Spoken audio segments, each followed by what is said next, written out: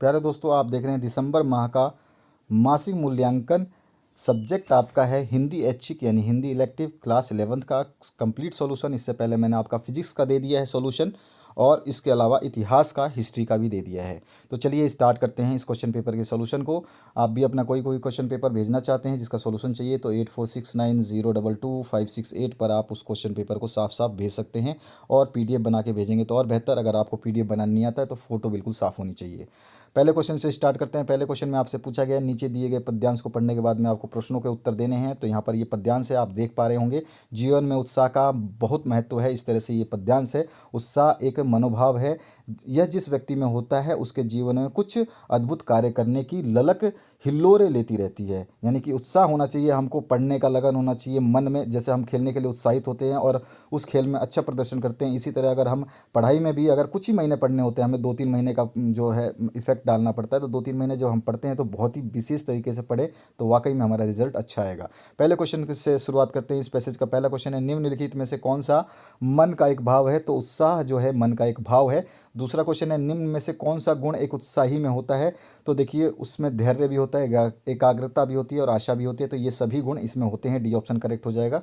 तीसरा क्वेश्चन है, बहुत से व्यक्ति मैच खेलने या परीक्षा देने के समय से बहुत पहले ही पहुंच जाते हैं, इसका कारण निम्न में से क्या कौन सा है? तो वो उत्साह होता है कि हम, देखो मैंने अभी बताया था कि हम खेल कूद से पहले हमें पता है यार खेलने जाना है, आज तो मज़ा आ जाएगा। और इसी तरह से कुछ विद्यार्थियों में भी इस ललक होती है कि यार मेरा आज एग्ज़ाम है, आज मैं एग्ज़ाम सेंटर पे बहुत जल्दी पहुंचूंगा और वहाँ पर आराम से अपनी प्रिपरेशन को रिवाइज कर लूँगा। तो यहाँ पर भी इसका आंसर डी हो जाएगा, उत्साह।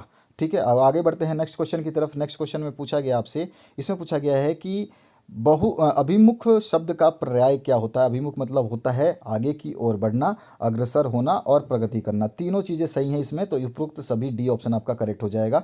पांचवा क्वेश्चन है, उपरोक्त गद्यांश का सर्वाधिक उचित शीर्षक आप बताएंगे तो क्या होगा? इसका उत्साह हो जाएगा। ठीक है, उत्साह के बारे में सब कुछ पढ़ रहे हैं हम। अब दूसरे क्वेश्चन की बात करें तो यहाँ पर जो दिया गया है इसमें पूछा गया है, भारत में पहला छापाखाना कहाँ स्थापित हुआ? सभी को पता है कि गोवा में हुआ, और सभी को पता होगा 1556 में वो खुला था, और इसका क्वेश्चन भी नीचे यहाँ पे दिया गया है। दूसरा क्वेश्चन जो है यहाँ पे पूछा गया, लोकतंत्र का चौथा स्तंभ किसे कहा गया था? चौथा स्तंभ जो है मीडिया है लोकतंत्र का।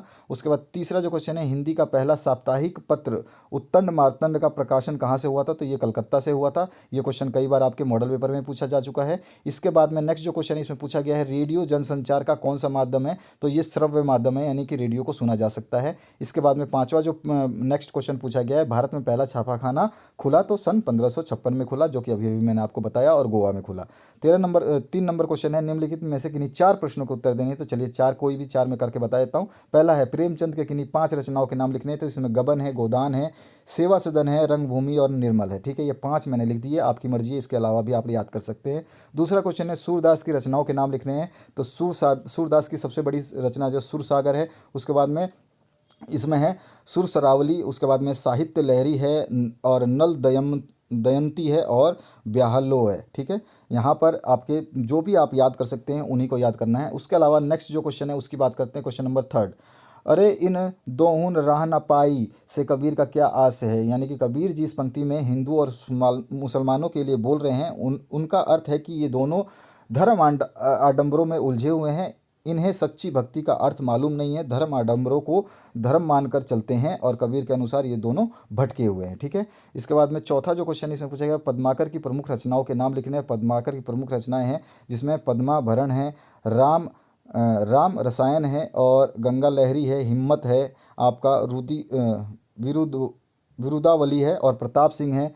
उसके अलावा प्रबोध पचासा है। उसके बाद में मुख्य बहादुर है, और रचनाएं और भी हैं। कवि राज शिरोमणि हैं, और इनको जो कवि को राज शिरोमणि से भी सम्मानित किया गया है। तो इस तरह से आप इसका आंसर लिख सकते हैं। इसके बाद में इसका पांचवा क्वेश्चन आपको करना हो तो कर ले, क्योंकि 4 के आंसर देने हैं। अमरकांत की कहानी दोपहर का भोजन का केंद्रीय भाव क्या है, ये आपको बताना है। ठीक है, तो आप ये भी कर सकते थे। अगर आप नहीं करना चाहते हैं ऊपर से कुछ चारों में से कोई, तो आप इस क्वेश्चन को ले सकते हैं। निम्न में से किसी 4 प्रश्नों के उत्तर देने हैं। तो पहला प्रश्न है, हामिद के अतिरिक्त ईदगाह कहानी के किस पात्र ने आपको सर्वाधिक प्रभावित किया और क्यों?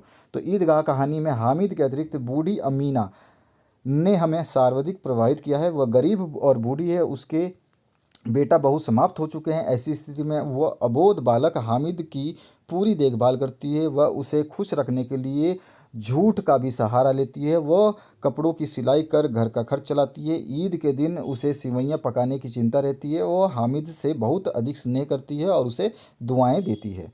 इसके बाद दूसरा क्वेश्चन है, खेल में कृष्ण के रूठने पर उनके साथियों ने उन्हें डांटते हुए क्या क्या तर्क दिए। तो खेल में जब रूठते हैं तो उनके साथी कहते हैं तुम्हारी हार हुई है और तुम नाराज़ हो रहे हो, ये गलत है। दूसरा उन्होंने कहा तुम्हारी और तुम्हारी जाति सबकी समान है, खेल में सभी समान होने चाहिए। ठीक है, तुम्हारी और हमारी जाति सभी समान है और खेल में सभी समान होने चाहिए। तुम हमारे पालक नहीं हो, अतः तुम्हें हमें यह अकड़ नहीं दिखानी चाहिए। और घ है इसमें आप एक और पॉइंट लिख सकते हैं, तुम यदि खेलते समय बेईमानी करोगे तो कोई तुम्हारे साथ नहीं खेलेगा। इस तरह के तर्क जो है उसके साथी देते हैं। उसके बाद नेक्स्ट जो थर्ड नंबर क्वेश्चन है, आपके अनुसार सिद्धेश्वरी के झूठ 100 सत्यों से भारी कैसे हैं।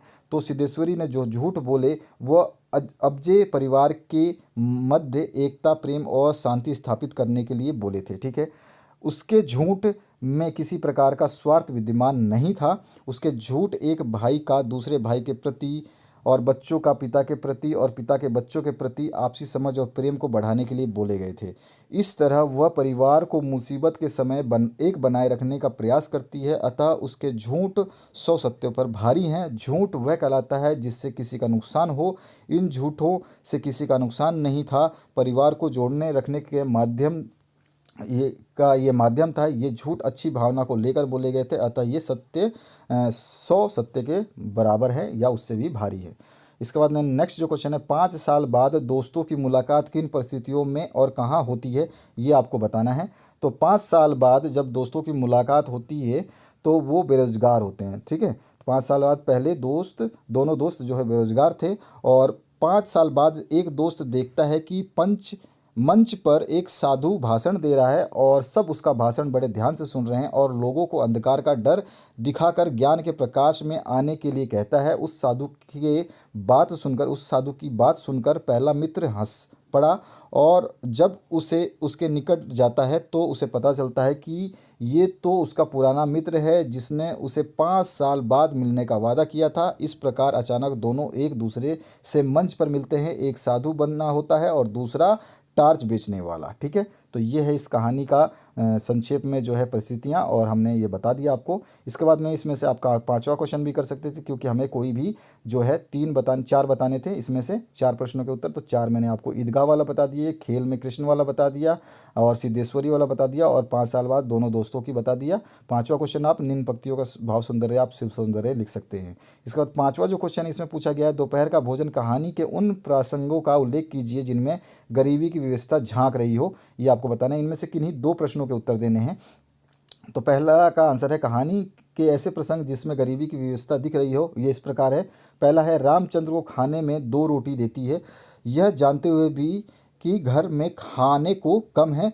वह रामचंद्र से बार बार और रोटी लेने के लिए पूछती है, परंतु रामचंद्र को यह ज्ञात होता है कि घर में खाना नहीं है, इसलिए वह रोटी लेने से मना कर देता है। दूसरा है, मोहन बदमाश है परंतु उसे भी ज्ञात है कि घर में खाने को नहीं है और माँ दिखावा कर रही है, इसलिए वो भी रोटी लेने से इनकार कर देता है। सिद्धेश्वरी अपने पति को भी और रोटी लेने को बोलती है, परंतु वह भी उसे मना कर देता है, लेकिन फिर भी सिद्धेश्वरी उसे आधी रोटी दे देती है। इसके बाद वह सिद्धेश्वरी से गुड़ का शरबत बनाने को कहते हैं और उसे पीकर अपना पेट भर लेते हैं। चारपाई पर बीमार बच्चा भूखा था और रो रहा था। सिद्धेश्वरी उसे भी एक रोटी देती है और सिद्धेश्वरी के लिए कुछ नहीं बचता, बस पानी पीकर वो अपना पेट भर लेती है। तो ये सारी जो घटनाएं हैं ये क्या दिखाती हैं, गरीबी की व्यवस्था दिखा रही हैं। ठीक है, आगे बढ़ते हैं नेक्स्ट क्वेश्चन पे। नेक्स्ट जो क्वेश्चन इसमें पूछा गया, कबीर दास का परिचय दीजिए। तो कबीर या कबीर साहेब जी 15वीं शताब्दी या सदी के भारतीय